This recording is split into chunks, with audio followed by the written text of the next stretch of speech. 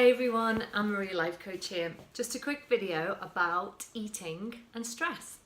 So whenever I do a video on stress or food and eating, they get the most views because really they are the biggest challenges that people face, along with money, relationships and other life challenges. But generally the videos that get the most views are the people who struggle with their weight, who struggle with eating, and who struggle with managing their stress as well.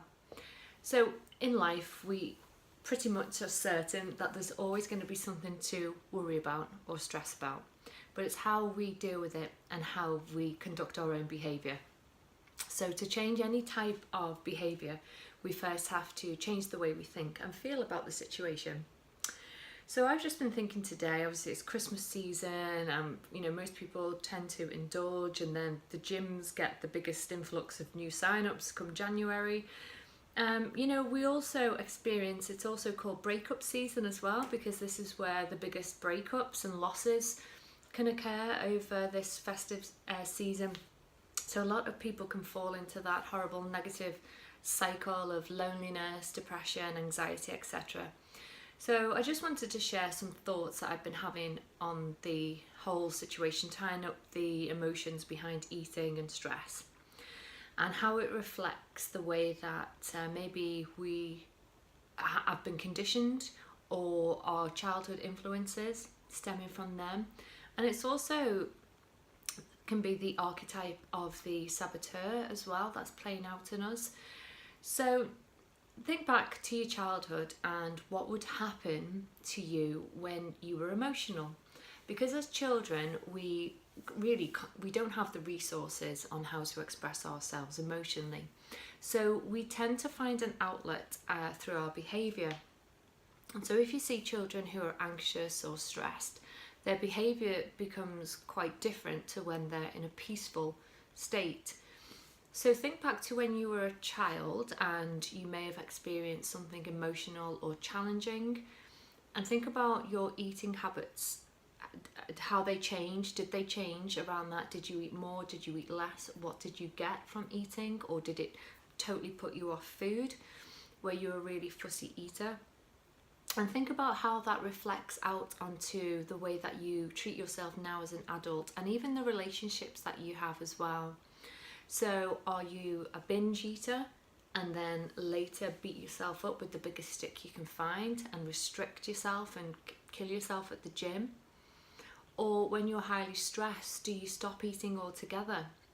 Is eating a problem for you? So just think about the emotional needs that you get from either binge eating or stopping eating, because every behaviour has a deep emotional need attached to it.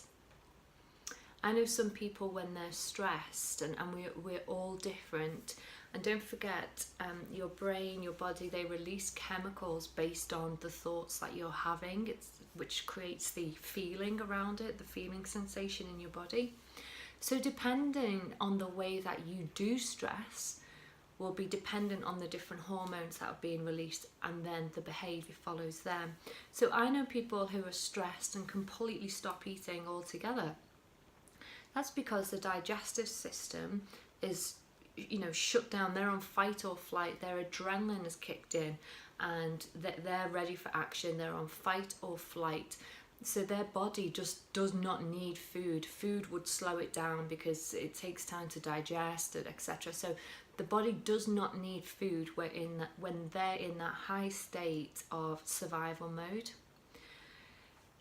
On the other end of that, I know people who are, when they are stressed, then they may experience a different emotion, such as sadness or loneliness.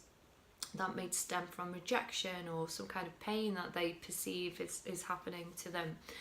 And they will want to feel more in their body.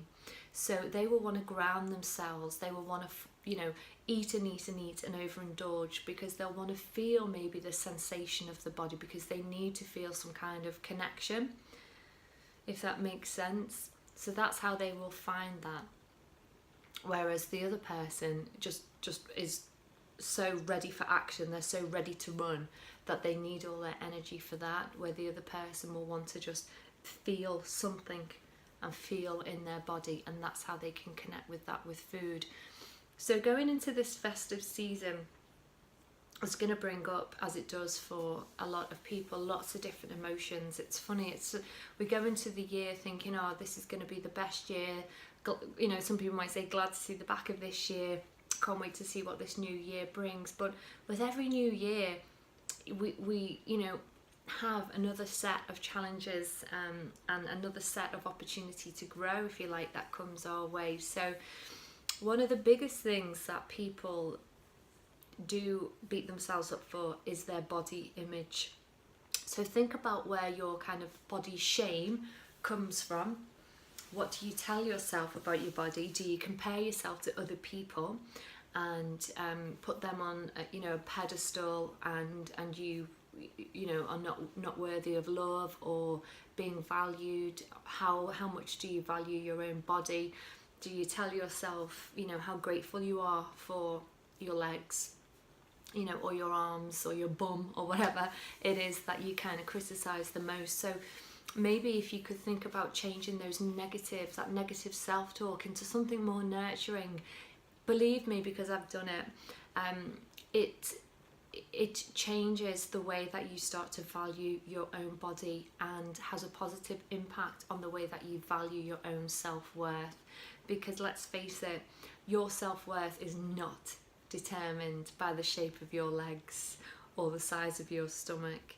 It's not determined by any of those things.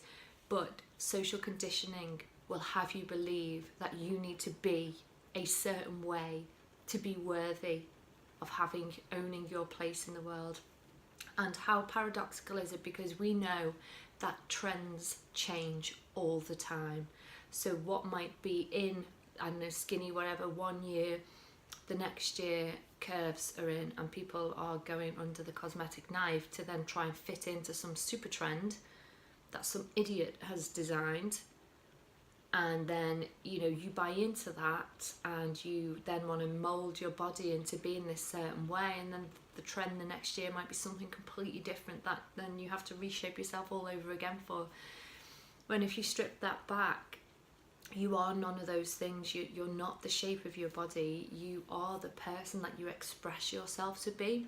And if that is being suppressed all the time by a negative self-image that you have about yourself, then your life is just going to be on a constant yo-yo of emotional dieting, you know, emotional insecurity, looking for external validation in the eyes of other people, which makes you very, very vulnerable, and you give your power away every time you do that. We're always going to have doubts about ourselves, and that's normal, that is natural, that is normal. But what's not normal is to then sabotage yourself and make yourself the victim of your own behaviour. That is on an unhealthy scale. So just something for you to consider is just to become more self-aware when you feel you're going on this emotional roller coaster, and to be more aware of the behaviour, to know exactly where that emotional roller coaster is going to take you, because you always have a choice whether to go on it and to stay on it or to get off it. The choice is always yours, but that choice can only be empowered by a state or a sense of self-awareness of yourself. So hope that helps, guys. And you know, you can always find me at annemarielifecoach.com, or if you're ready to train to become a life coach, you can join one of my courses or workshops which are starting January 19, and you can find me at thesoulawakeningacademy.co.uk. Take care for now, guys.